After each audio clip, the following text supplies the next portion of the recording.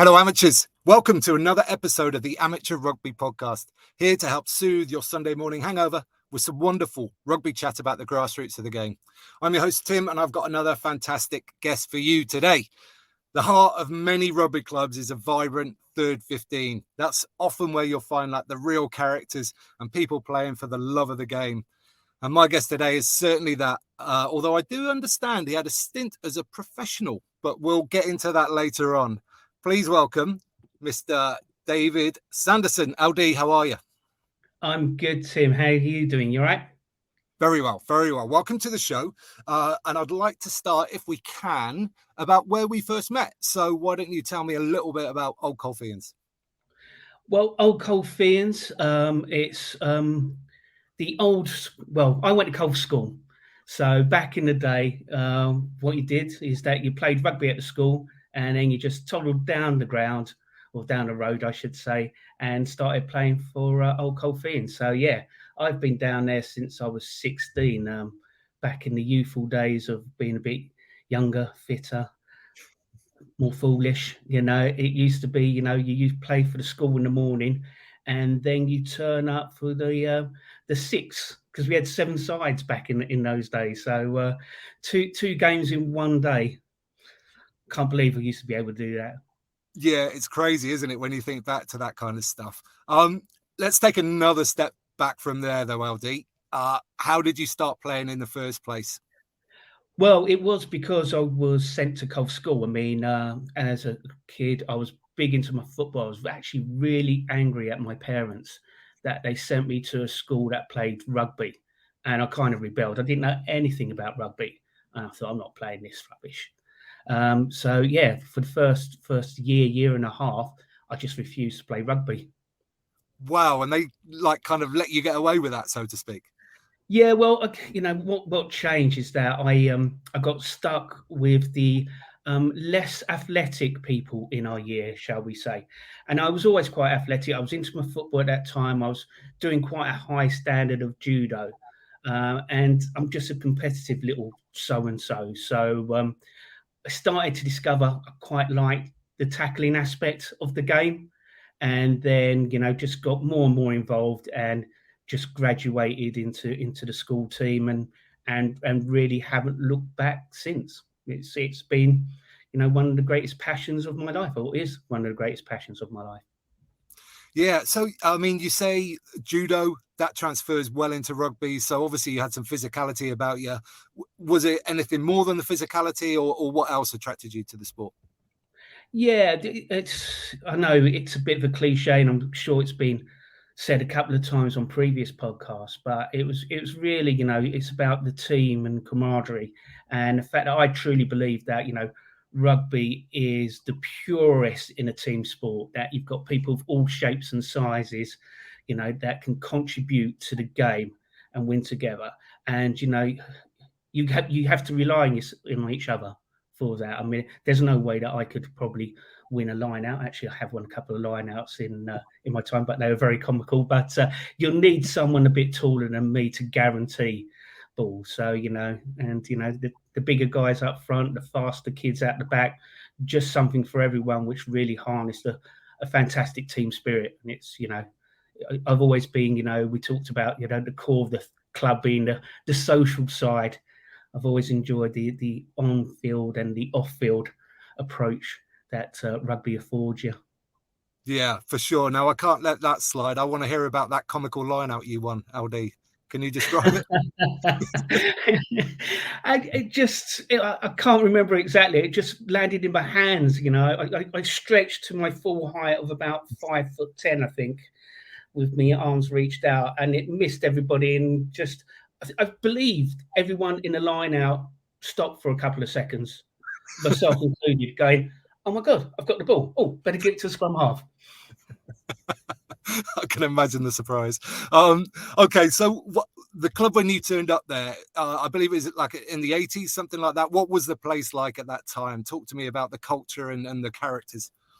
Yeah, so I reckon my first game down there was when I was 16, so that would have been 1985. I say there was like 6, 7 sides being run at that time. And it was, just so male dominant. Obviously, it was a closed club. You had to go to the school to play at the club. Back then, the school was an all-boys school. So, the only females there, God bless them, were the bar staff behind there. And all the teams used to go and play. The away teams would come back, and we'd literally stay in the club all night until closing time. Be full of smoke, of course, pipe and cigarettes back in those days, and a lot of singing of, looking back on it, really inappropriate songs, very inappropriate lyrics. It makes me cringe thinking about what we used to shout out on the top of our voices on a Saturday evening. Yeah, I met up with some of my old Colts teammates. It was a couple of years ago now, actually, but we had a song, and it started coming out, and I was like, I couldn't believe some of the things we used to sing. But it was different times then, to be fair, wasn't it? Very, very different times, and it's been really interesting to see how it's all evolved. I mean, back then we didn't have a mini section, and it's great when you go down to the club on a Sunday just to see the it seems thousands of kids that are running around enjoying it. Both boys and girls, having the kind of fun that I wish I had back in the day. I wish I discovered rugby that early. Yeah, me too, actually. It was because I joined as well, very similar to story to you, went to a school that played rugby and had to, really. That was my story. So what position are you, LD? I mean, I know the answer to this, but tell the people. Well, there you go. There's another story. Well, I started as a scrum half, and at school I was a scrum half. And I just share this story with you about my first ever game at Old Colfeians. They'll say it's like for the 5th or the 6th, I can't remember. My greatest attribute as a scrum half was that I've always been quite stocky, quite powerful. So if we used to get a scrum, 5 yards, 5 meters from the opposition line, there was a fair chance that I could pick up the ball, and power my way over for a try. So, that was my gift as a young scrum half. First game, Old Colfeians, playing against, real men, still young, cocky, arrogant. Right, here we go, try time, 5 meter scrum, got marched back to the halfway line. Just this big hairy bloke picked me up and just literally ran with me like he was carrying a sack of potatoes, until I think he just fell over on the halfway line. I was like, okay, different gravy here, different gravy. So what were your lessons learned? How did that change you as a player? Let the number 8 take it. Yeah. Good choice. So tell me more about some of the teammates that you had back through those days. Oh, but well, one of the great things I think that I've seen in the years that I've been in the club is just how one generation looks after the next generation coming in. So again, it was me and H, who, Henry Burgess. We turned up at the club at 16. And so the guys that were in like the thirds and fourths were people like, Ted Page, Sonny Page, Clive Riffell, Graham Mutley was there as well. And they really took us underneath, their wings, and they're kind of heroes to us because they're like 10 years older than us. So they're like 25, 26 and driving in Ford Escorts, XR3Is, convertibles. Mutley had a white convertible one. So we thought these guys were the real, bee's knees. And they looked after us both on and off the pitch. And I'd like to think that, we talked about paying it forward earlier on, that I did that with, the next generation that came on board. Yeah, does you find it the same now that it's an open club and, not every single player is coming from the school, or is there a slightly different dynamic in that respect? Yeah, I was thinking about it. I think mostly it's the same. And I was just thinking about it. Sometimes you do have little cliques in clubs, don't you? I mean, you were someone who came to the club from outside Colts. How did you find it at your end? Were we welcoming, or were we all keen? Yeah. No, I personally found it a very welcoming club. In fact, I can't really think of anyone that would have been more welcoming than my experience at Colfeians, to be honest. Yeah. So I like to think that we were welcoming. I mean, we weren't very tolerant, if especially in the level I played, the social level. if you want a decent player or you want a decent bloke, you got found out fairly quickly, and then perhaps move to another side, which is probably wrong. But again, it was a different time, as you say, Tim. It was a different time. Yeah, because we want rugby clubs to be very inclusive, and I think for the vast majority, they really are. But at the same time, clubs need to have their own culture as well, and their own sort of standards and stuff like that. What kind of culture and standards would you say Old Colfeians is? Again, I don't know if it's using another cliche, but certainly from my experience in the teams that I played in, is that we were real good mates off the pitch. And I know that made us work harder for each other on the pitch. Perhaps part of that was the fear of, like, if you did have a bad game, you'd absolutely know about it afterwards in the club. But yeah, when you're knackered and on your last legs, you get there to help out a mate. And actually, that's when I realised it was time for me to retire, because most of my playing colleagues had retired before I did, and I just didn't have that motivation, if you like, anymore on the pitch, and I felt that it wasn't replicated with other team members. Is that there wasn't just, their heart wasn't in it as much as the players that I used to play with. Yeah, I tell you what, LD, that's quite a familiar story. Like, you grow up with these people, and your teammates for so long, and your bonds are so tight that when that team disbands or however it works, like the motivation yourself suddenly goes as well. Do you think, I don't know, is there any way that can be fixed or changed, or how, if you do get back into the game, how would you see that being possible? Me personally, get back on the game, on the pitch? I don't think anybody would take me these days.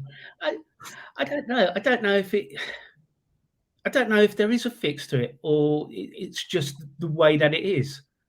Yeah, I don't really know the answer to that question, Tim. What would you say? I don't know. I guess maybe just like trying to keep teams to have a variety of ages all the way through. So there's a sort of almost a churn. So you're always making new relationships as you go through. But, we're talking very social rugby here. So that's very difficult to kind of manufacture. Yeah, and you're absolutely right, because, like, obviously my last years were played in the vets team. So, there wasn't that broad an age range that you'd probably get certainly in the first teams, all that. So it was literally like overnight, just everybody said, look, getting on a bit, gonna pack it in. I thought, no, I'll carry on a little bit, and started playing back in the thirds as well. But yeah, I just didn't enjoy it as much. And life is about enjoying, isn't it? Yeah, 100%. Talking about enjoyment, let's talk about tours, because Old Colfeians is a fantastic touring club. So I'd love to hear some of your thoughts about the tours, some highlights, things like that. Got great reputation for going on quite substantial tours, and we've been on one together. But my first one was in Canada in 1989. So yeah, I think there's about 30 of us went over to Niagara Falls first and foremost, where we found ourselves in a motel that was clearly designed for honeymooners. But there you go, I got to share a room with a big fat hairy bloke, something like that. And yeah, we what I really liked about our tours is that you get hosted by teams. So you turn up to the local rugby club, you go back to their house, they take you out for a couple of beers somewhere, and then you play them. And then, you really get to see the country and how people live, rather than just tick off all the tourist traps. And, wherever we've been, we've been beautifully hosted. And there was a couple of stories from Canada. When we went to Montreal, actually, when we didn't have a host, we were in the Montreal Irish tournament, which I think we did quite well in. I wasn't part of it. It was obviously the better players, but I think we did quite well of it. So we had a night in an American themed, which is strange in Canada, an American themed bar. It was 1950s theme, is more accurate. So it's and Nick Evans won the twisting competition. Steve Anderson won the limbo competition, and the girl that Gary Fenner was chatting to escaped through the toilet window. So That was my first tour in Canada, 89. And then the club went to Zimbabwe. I didn't actually go to that one, unfortunately, nor did I go to the one in South America. That was good. But probably my favourite tour that I went on was 1997, South Africa. And you can probably understand one of the reasons that was my favourite tour, Tim. Go on. 1997, South Africa. Yeah. Okay. Yeah. Yeah. So yeah, we this is the first time that as a club we followed the British and Irish lines, and we were only there for the first 2 tests. And guess what? British and Irish lines won 2-0. So that was fantastic. So South Africa was really very good. It's a a bunch of emotions. They were world champions 95, not long out of apartheid. So yeah. I remember we were playing in a game outside Cape Town, and we went through the townships, and to see the way that families were living was just completely, devastating to me. I couldn't believe the conditions that they were in. And then the coach pulled into this very dark car park, and literally, a couple of thousand people started rushing towards the coach. And they started rocking the coach, and we're going, what the hell's going on here? It's really nervous. And it was them welcoming us. We were like one of the first teams to play a township team out there, and we were literally carried off the coach onto into the changing rooms. And then we played a game, say, in front of the 2,000 people, which was certainly new for me. We tried to do a bit of warm up beforehand. Again, that was new for me as well. But we couldn't do that because the kids were just running around having great fun. So we turned into childminders rather than rugby players. And then we won the game. The aforementioned Ted Page was in the front rows. We went down for the first engagement. The opposition asked us how much have we been drinking, to which he replied, not enough. So that was the first engagement. And then when it came off the pitch, we had club programs such as here you go, found that one. And I found myself being asked for my autograph. That's never happened before or since, actually. So that was that. And then the next one, we loved the Lions experience, so we thought we'd do it again in Australia, 2001. And I know that you were on that tour yourself. So go on, I've been talking for a bit. Tell me about Australia and what your memories are.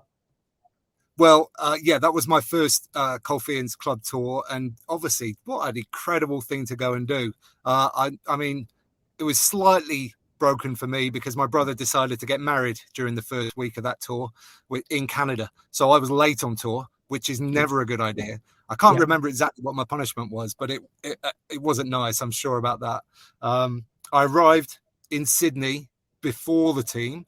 You guys were getting there like the following day or something like that. But I bumped into James Griffiths, who was walking around with his thumb in a plaster because he'd broken it in the previous game and stuff like that. But it's just one of those things, isn't it? When you're on tour, you just tend to bump into people anyway, or you see people that you know and things like that. And sadly, in terms of the Lions themselves, we didn't get the win. I basically turned up just to see us lose in the end. I only went to the third test.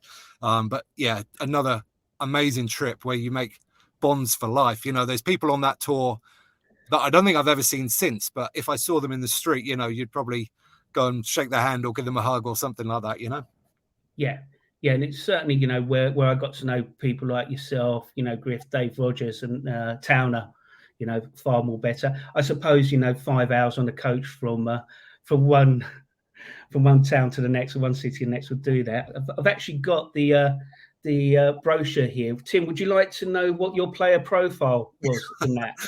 I'd be delighted to know, yeah. So here we go. We've got Tim Tunnicliffe, tour number 3, age 25 you were, Tim, position prop. Amazing shrinking man. Tunny's so in love that he hasn't eaten for about 2 years. He has a tendency to fall asleep at any time. Rooming with Henry should put paid to that. So that was your tour profile. Happy days. What was yours? What was mine? Well, mine. Actually, I'm gonna read you my one from South Africa because, and again, in a sign of the times, I can't show you the picture of the person who's above me because it's obviously a picture of them when they were in a strip club at some time. But my tour profile, South Africa, David Sanderson, age 27, any short position, continued search for the other 6 dwarfs leads into Zimbabwe and South Africa.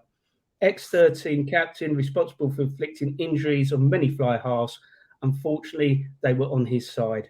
Should arrive before his pass. Yeah. The funny thing about that, I think I wrote that. I think I took the decision to fall on my own sword rather than leave it to somebody else. Yeah, that does make sense. Right, as we're talking about rugby overseas, I understand you were a professional in Canada. Tell me all about that.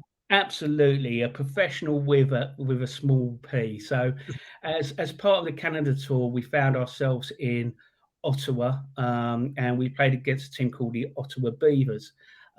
Again, just a reflex of something that wouldn't be able to happen today. They're certainly their team badge wouldn't be allowed these days. So let's just say that the beaver had a very phallic tail on there, but we had a good game, and they invited some of us to, if you ever want to come back and play, we'll sort you out financially. So, 4 of us decided to do that.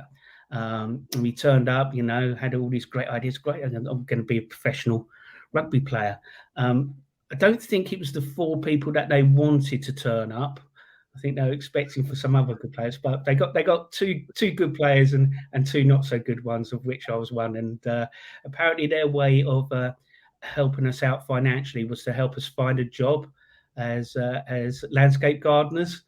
But they did sort us out with expenses, so that's why I'm claiming I got paid to play rugby. So 1 season in Canada, and I got my travel and my beer money paid for. So I'll take that. Yeah, happy days. I mean, we talk about this on the podcast quite a bit, like the opportunities that are there, below the elite to go out and see the world as a player. So, like, tell me more about it. Like, what did you get up to? Like, was it great, or did you find it kind of average? How was it? It was absolutely fantastic because I was kind of playing at a higher level, or certainly, from being a stock average player at Old Colfeians in the third 15. I never made it to the first 15 in Canada. I was, in the second, but all of a sudden people turning to me and going, well, what do we do here then?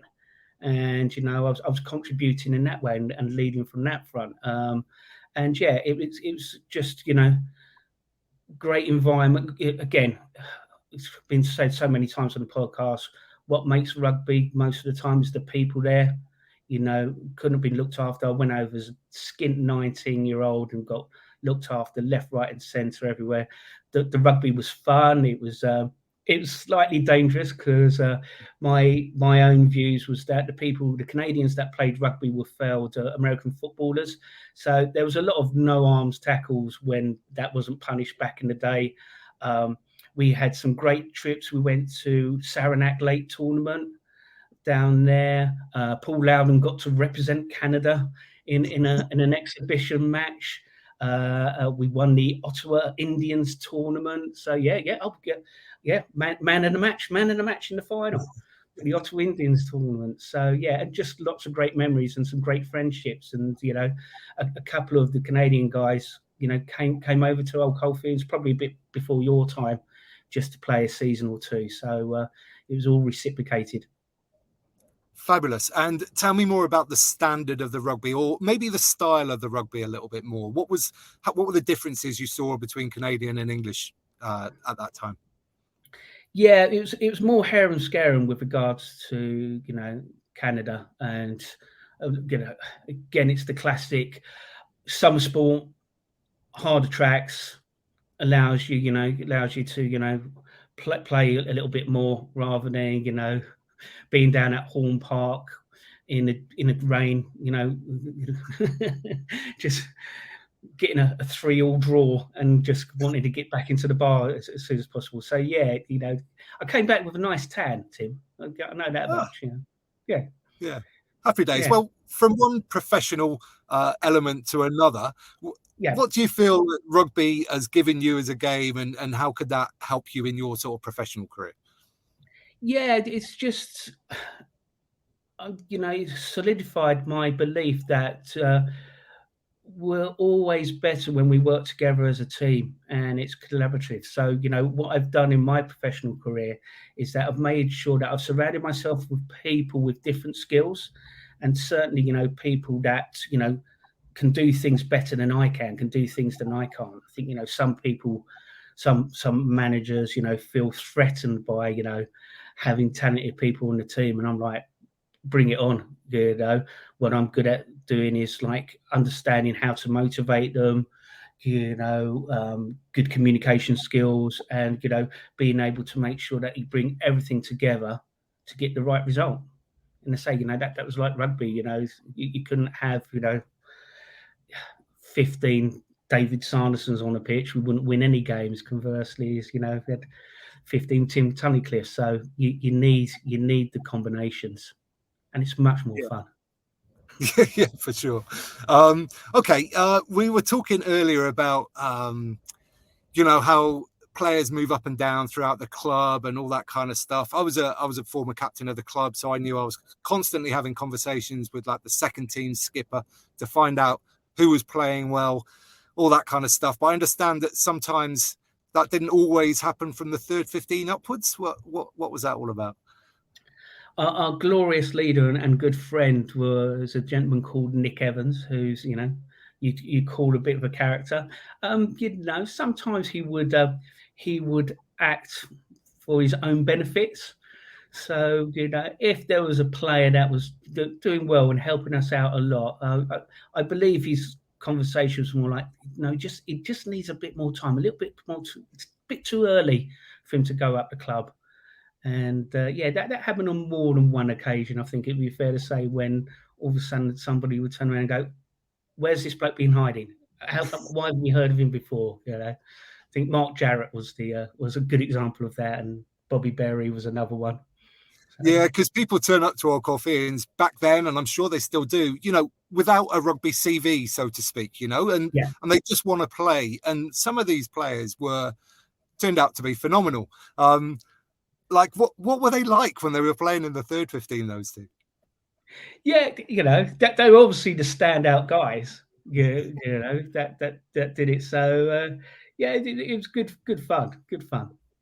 Yeah, so one of them, Mark Jarrett, went on to score a lot of tries in the National League, and Bobby Berry ended up playing for Kent at the same time as I did. So these were quality players, but I guess in terms of their character, both very humble as well. So probably didn't want to push the boat too much in terms of pushing themselves forward. Well, they knew they were getting an excellent grounding, not only in rugby, but probably in life with us, Tim. So I'm sure they didn't want to advance too quickly. And as you pointed out, they haven't done too badly out of it. I don't feel too guilty. Okay, cool. Now, I sort of mentioned there that we did sort of make it into the national leagues in the first 15. What was that like for you as somebody from the third 15? Like, what was how did it feel? Great. I was just seeing in the program, it was actually, you just won the league, hadn't you, promotion, and then you went on to Australia. So no wonder you guys were having a good time. So that just immense pride, actually, to say that I played for the club that at the time, was the highest playing truly amateur club in the country, in the whole of the UK. I didn't necessarily tell people that I was in the lower sides, but I was an Old Colfeian, and we were in the National League. So watching you guys both on the pitch and off the pitch, I think there was a lot of similarities, and I think that's what gave you the success that perhaps previous first 15s didn't have, is that you had that kind of band of brothers mentality, which the more social sides tend to typically or traditionally get through. But with you guys, I guess when you go up levels in sport, my perception is that you get a few egos that come into it, and they tend to rock the boats. But I'll use the phrase again. You guys were really like a band of brothers. Would you say that was a fair assumption or Yeah, I statement? think so. Because we came together fairly quickly, I'd say, and over a couple of seasons we won that promotion, and then we were off to places in deepest darkest Cornwall. So we had to really stick together, and it was tough. Like, we got hammered quite a lot of the time. So in those situations, you either fall apart or you get tighter together. And I felt like we clung together quite well for a lot of that time. So yeah, I'd agree.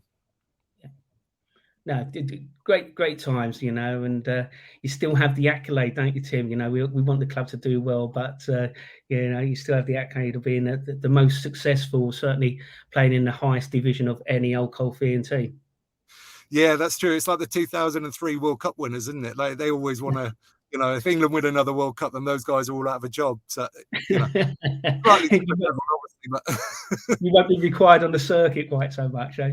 Yeah, exactly that. Right then, we talked about transitioning into the vets team earlier on. Tell me about what that was like for you. Was it a clean break, so to speak? Did you go?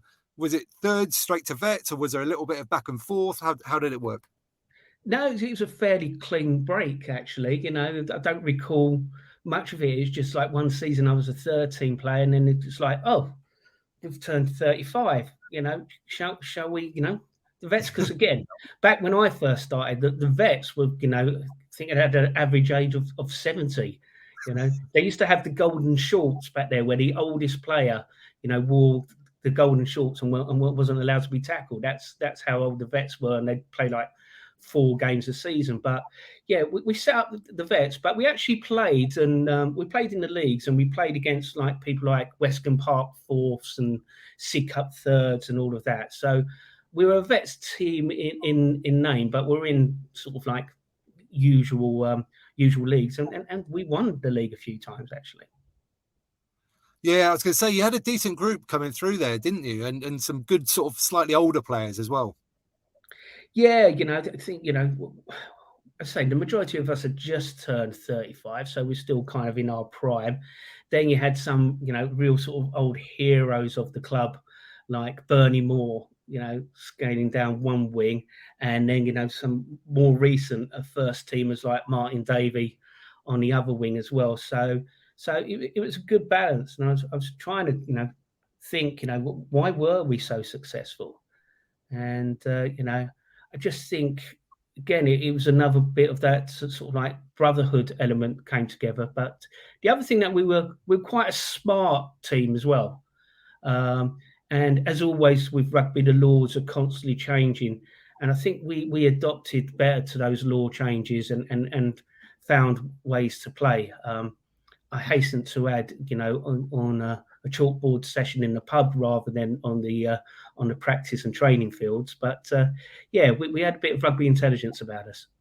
Is that true? Did you really sort of pay attention to the laws and talk about it and try and figure out how to go about it? Yeah, I mean, one of the obvious examples was like when started to be able to lift in the line out, and the oppositions were trying to still get Big Doug, all 20 stone. They were trying to get him off the ground, and we thought, well, we'll get one of our lighter back row players and get our 2 biggest guys. And when you got someone like Danny Sargent throwing you up in the air, you're more likely to get that ball. Very, very true. And the other amazing opportunity that you get in rugby at this level is that every now and again, an absolute sort of superstar turns up and plays. Now, that's happened at Old Colfeians on a number of occasions. So I'd love to hear what it was like for you, Dave, playing with some of these people that you're about to talk about. Yeah. Very lucky. And again, it's down to I say the generation above me. The guys that first looked after me in the club is that they went on and had successful careers. One of them was a guy called Paul Spurin. In fact, you've known him very well. One of your predecessors in the 3 jersey. And he came. He said, "Look, I've got this new bloke at work. I want to bring him down for a game, if that's all right." And Nick being Nick, going, "Well, is he any good? Hey, was he? And it turned out it was Ben Clark, the ex, British and Irish Lions player. In fact, he was like the New Zealand team. Didn't they vote him like line of the tour in 1993? So yeah, he was a fairly decent player. Yeah, they said, the Kiwis said, the rest of you can go home. We'll keep Ben Clark here, but the rest of you can go. Yeah. So yeah, Big Bad Ben turned up. Quick funny story on that is that he saw the team list and he saw that LD was also playing in the back row with him. And he goes, "Great, we've got Lawrence D'Alio on our side." And Nick went, "It's not Lawrence D'Alio, but he weighs the same, so let's crack on with that." But yeah, the good thing about playing with Ben is that we played against the Met Police. I'm sure you've played against the Met Police on a couple of times, feisty occasions, and just the fact that we were parading around Ben in front of them really got their heckles up. So it was quite a tough game. Quite a tough game, that one. I think it was tougher than Ben expected. I think he was just expecting to saunter around the pitch. Yeah, and did he front up? Did he sort of give it everything? Yeah. Oh, yeah. It was good. And the other thing about it, and it's with all these players, is just how competitive they are, and even these Mickey Mouse games, for want of a better expression, as we obviously had a line out. It was a tight game, so we had a line out with about 5 yards out from their line. I think it was their throwing, and Ben came to me, eyes bulging, and he goes, "I don't care what you do," because I was tail gunning at the back of the line out. He goes, "Just go through, just go straight through," which I thought was a bit harsh. I thought I'd been doing that most of the game, but he goes, "Just do it." I did, and got the bounce of the ball and scored the winning try. And he celebrated like he just won the Lions tour. He's like, "I bloody told you, I knew this would happen." Giving it all some to the Met Police. So that was a good game. Yeah, amazing. I mean, Ben Clark, man of the series in the Lions tour, but he hasn't won a World Cup, has he? He hasn't won a World Cup, and I had the distinction of playing with not one but two World Cup winners. So our older listeners and viewers might remember John Gallagher, who was the 1987 New Zealand fullback, but he was actually born in Lewisham, so just literally down the road from Old Colfeians. And when he retired from rugby, he actually became the headmaster of the Colf's Prep School. So he used to turn up quite a bit. He used to come out for a few games here and then. And he said, "I've got a mate who's coming over who's staying with me. I'm going to bring him down for a game." And it was in Zambrook. So played on the same pitch. Well, played in the same back row as in Zambrook and on the same pitch as John Gallagher in one game. Against Beckenham, I think that was. What were Beckenham thinking when they saw those two roll out? It's interesting because we spoke to a couple of them afterwards, and it was a mixture of like, you cheating bunch of so-and-sos, to like, wow, I'm on the same pitch as these guys. So they're very mixed emotions from the opposition. We didn't really care, to be quite honest, but again, it was good to see Zinzan's competitiveness. Again, it's quite a tight game. Perhaps the rest of us thought that, because we had these two superstars, we didn't need to do much. But Zinzan had enough, and took it into his own hands.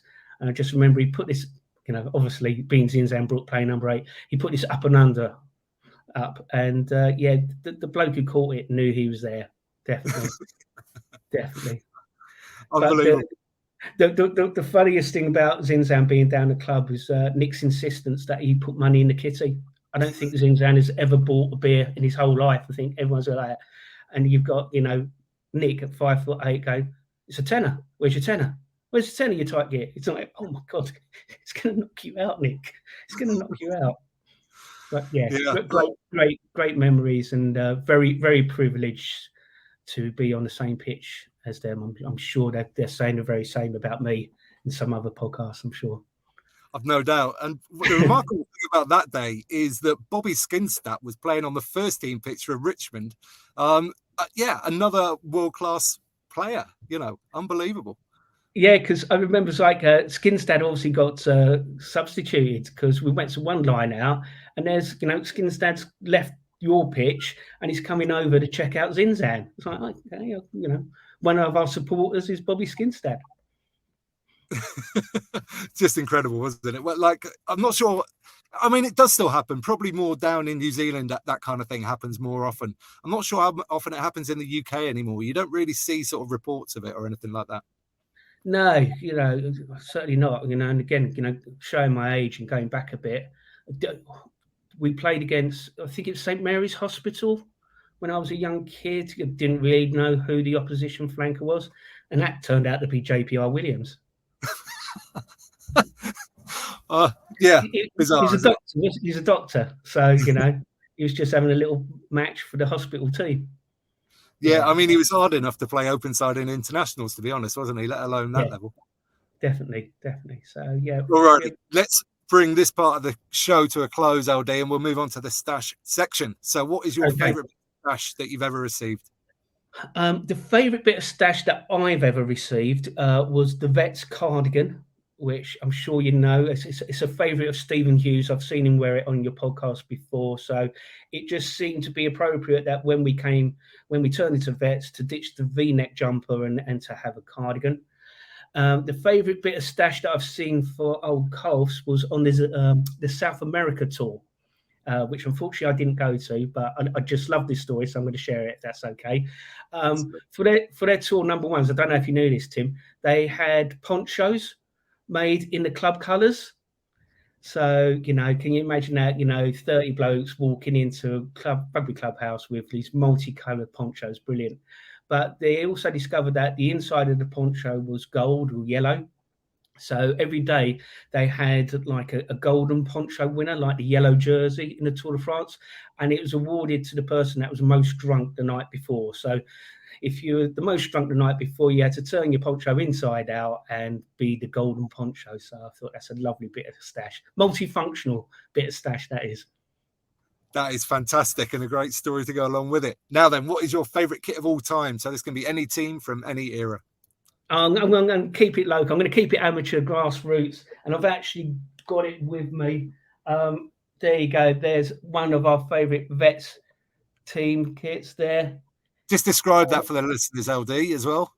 Well, it gets, it's got the Old Colfeians colours on it, but it's very flowery, kind of Stade Francais. They went down a route of having, flowers across all of their kits and stuff like that. But we again, when we got to the Vets, we were very lucky because, kit and stash, when I first started, you had to, certainly in the 13, you had to sort it out yourself, buy it yourself, and everybody had various shades of colours. So Nick was very good at finding sponsors. So every year that we had a new kit, and he really upset the committee men because he dared to change the design each and every year.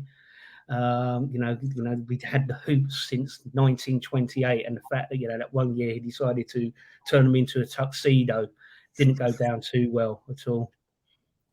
No, I can imagine. Okay, what about awful kits? What are there any kits out there that you dislike at the moment? I can't stand anything that Leicester wear. It's the red and green that they just don't work together for me. And they've got some sort of like audio frequency thing going on in their kit at the moment as well. No, doesn't do Dan Cole much favours. Interesting. Leicester's that's one of those classic kits, but you don't like it. No, it's just the colours. Just the colours. Okay, fair enough. Okay, as we bring this to a close, LD, is there anything else you'd like to say, or sort of any closing thoughts at all?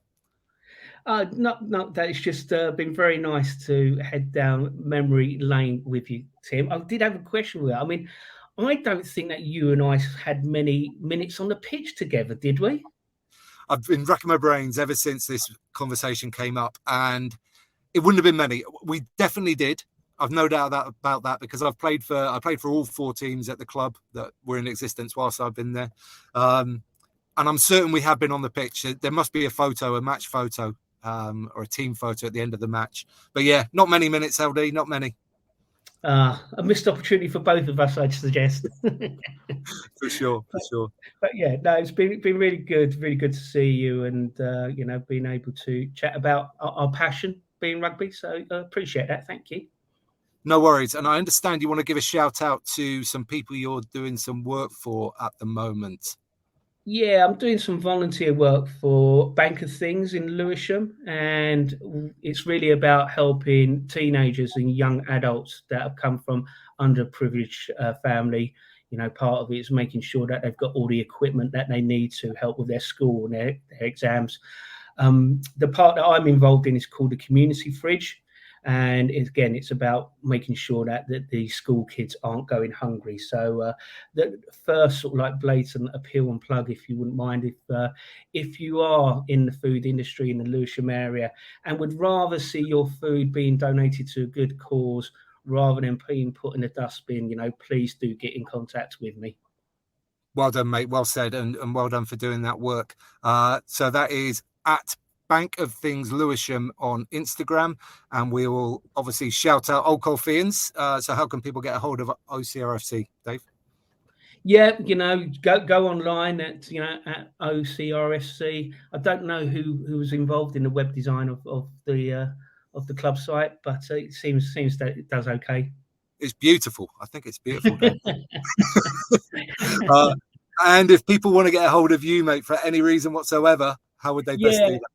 Instagram's my preferred social media platform, so it's at David_LD_Sanderson. And another little shameless plug, I find myself in between roles at the moment, so if anybody is looking for a talented and attractive commercial strategy director, please reach out. Yeah, I'd encourage everybody to do that, and let's get you back in work as soon as we can. And we will link everything that we've just mentioned there in the show notes, which you can find in one place, and that is at amateurrugbypodcast.com. So it just leaves me, LD. Thank you so much for your time today. It's been a real fun chat. Thanks. Good to see you. Alrighty, there he goes. Stories from the third 15. Like I say, it's the backbone of most rugby clubs, or many rugby clubs, certainly. And there was a ton of great stories there, wasn't there? A lot of fun. So thanks, LD, for that. Thanks for your time, and well done for the charity work, and hope you get a job soon. Now, the Great Rugger Run is only 6 weeks away, and there's going to be a big announcement coming this week. So follow on the social media channels if you can. That is at the Great Rugger Run on Instagram and Facebook, and at Rugger Run on Twitter. And if you've enjoyed this podcast, you could rate and review on your podcast player. You could like, share, retweet, all that jazz, or even join the community at patreon.com/amateur rugby podcast for some bonus content and to just help keep the lights on here.